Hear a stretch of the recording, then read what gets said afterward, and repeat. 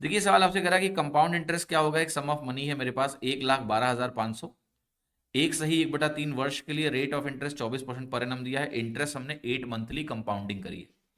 सबसे पहले तो देखो एक सही 1/3 वर्ष जो ईयर्स हैं ये कितने महीने के बराबर है। तो आप कहोगे 1 साल 12 महीने के बराबर होता है, 1/3 साल 4 महीने के बराबर होता है। तो मामला जो है वो 16 महीने का है, 16 मंथ्स का मामला है। ठीक, 16 महीने का अगर मामला है और हम 8 महीने की कंपाउंडिंग करेंगे तो 2 बार कंपाउंडिंग हो जाएगी, 2 साइकिल्स हो जाएंगी। एक चीज और देखना कि 12 मंथ का इंटरेस्ट आपका है 24%, तो 1 महीने का इंटरेस्ट कितना हो गया 2%। तो भाई हमारे पास 8 महीने का इंटरेस्ट कितना हो जाएगा 16%। क्योंकि मैं 8 महीने की कंपाउंडिंग कर रहा हूं तो मुझे 8 महीने का इंटरेस्ट चाहिए। तो कहानी कुल मिला के ये है 16% और 16% 2 बार सक्सेसिव, यही होता है कंपाउंड इंटरेस्ट अगर 8 मंथली कंपाउंडिंग है। तो ये हमारी अल्टीमेट जिस स्ट्रक्चर पे हमें इस क्वेश्चन को सॉल्व करना है वो ये है कि 16% 2 बार ये कंपाउंडिंग है। अब इसमें हमें कंपाउंड इंटरेस्ट निकालना है। इनिशियल वैल्यू हमें दी है 1125, तो यहां पर इनिशियल वैल्यू मुझे दे दी गई है, मुझे कंपाउंड इंटरेस्ट कैलकुलेट करना। अब यहां पर दो अप्रोचेस बन जाती हैं। ठीक है, आपको मैं दिखाता हूं मेथड 1 मेथड 2। सो मेथड 1 ये है कि हम क्या करेंगे, हम इस 16% का नेट निकालेंगे 2 बार। तो 16% का 2 बार नेट बनता है 16 + 16 + 16 × 16 256/100। ये वैल्यू आपकी हो जाएगी 32,234.56%। राइट, मुझे ये नेट कंपाउंड इंटरेस्ट मिल रहा है। अब ये वैल्यू मुझे निकालनी है 112500 की। 1% 2 जीरो काट देता है, तो अल्टीमेट जो कैलकुलेशन आपकी बनेगी वो बनेगी 34.56 इंटू 1125। अब मेरा पूरा फोकस है कि भाई इस कैलकुलेशन को मैं किस तरह से अति शीघ्र कर पाऊंगा। तो इसको अतिशीघ्र करने का तरीका है ब्रेक किया जाए, इसको सोचा जाए 1000 और इसको मैं 125 और है उसको मैं लिखूंगा 1000/8। 125 1000/8 होता है। We can think like this, 1000 + 1000/8। Right, even आप प्रो हो जाओगे जीएम लेवल तो मैं कहूंगा इसको आप सोचोगे 1 + 1/8। भाई इसको मैं 1.125 भी, जैसे मैं दशमलव भूल सकता हूं मैं दशमलव डाल भी सकता हूं, तो 1.125 अगर मैं सोच लूं तो ये 1 + 1/8 हो जाएगा, मैं जीरो लिखना ही नहीं पड़ेगा मुझे। एनीवे आप ऐसे लिख लो 34.56 इंटू दिस।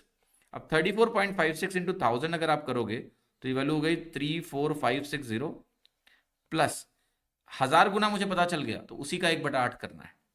उसी का 1/8 करना है तो इसका 1/8 कर लेते हैं। 8 चौके 32, 8 तिरिक 24, 8 दूनी 16, 4320। अब इसको जोड़ो तो 60 और 20 तो तुम्हारा हो गया सीधे 80, और 345 और 43 हो गया 388। तो 38880 आपका आंसर हो गया ए। यह है तरीका नंबर 1, मेथड नंबर 1।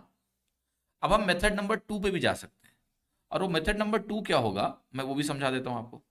सो मेथड नंबर 2 को मैं इस बॉक्स में लिखने की कोशिश करूंगा मैं। Right, what will be that method, let's see. तो मेथड देखिए आपका ये हो सकता है कि मैं सीधे देखूं कि भाई 16% जो है ना मेरा, 16% का फ्रैक्शन इक्विवेलेंट क्या है। तो 16% का फ्रैक्शन इक्विवेलेंट आपका है +4/25। 1/25 4% होता है, 16% अगर प्लस है तो वो 4/25 के बराबर है। इसका मतलब है एक स्टेप पे मेरा 25 29 के बराबर हो जाएगा। और चूंकि 2 बार कंपाउंडिंग किया आपने तो 25 स्क्वायर आपका 29 स्क्वायर के बराबर हो गया। यानी आपका जो 625 है वो 841 के बराबर हो गया।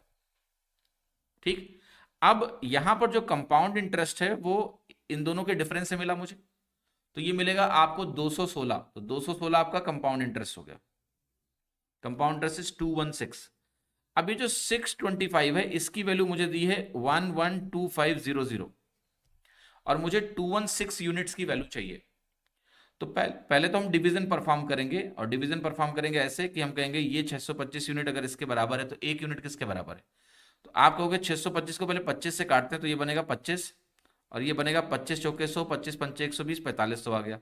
फिर इसको 25 से काटेंगे, किसी भी संख्या को जब 25 से काटने का मतलब क्या होता है, आप उसको 4 से गुणा करके 100 से डिवाइड कर लो।